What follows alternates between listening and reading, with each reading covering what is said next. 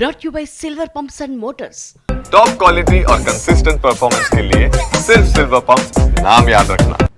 Nellore rural నియోజకవర్గం అభివృద్ధిలో దూకుడు పెంచారు TDP MLA Kotamreddy Sridhar Reddy. Record స్థాయిలో ఒక్కరోజే 105 అభివృద్ధి కార్యక్రమాలకు శంకుస్థాపన చేశారు. అది కూడా ప్రజలతో చేయించి వారిని అభివృద్ధిలో భాగం చేశారు. అభివృద్ధి పనులన్నీ 60 రోజుల్లో పూర్తి చేసేలా ప్రణాళికలు రూపొందించారు.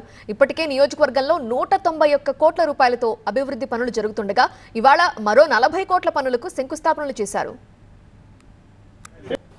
ఈ యొక్క పనులు శంకుస్థాపనలు చేయటమే కాదు, మీడియా ద్వారా ప్రజలందరికీ మనవి చేస్తూ ఉన్నా, రాబోయే 60 రోజుల్లో అంటే మే 20వ తారీఖు కల్లా ఈ శంకుస్థాపనలన్నీ, ఈ వారం జరిగే శంకుస్థాపనలు 17వ తారీఖుతో పూర్తవుతాయి.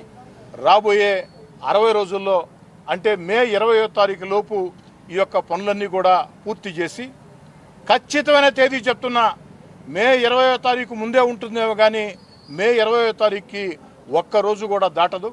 మే 20వ తారీఖున నెల్లూరు రూరల్ నియోజకవర్గంలో మొత్తం 303 అభివృద్ధి పనులకి 606 మంది పార్టీ కార్యకర్తల చేత ఎక్కడికక్కడ ఒకే రోజు ఒకే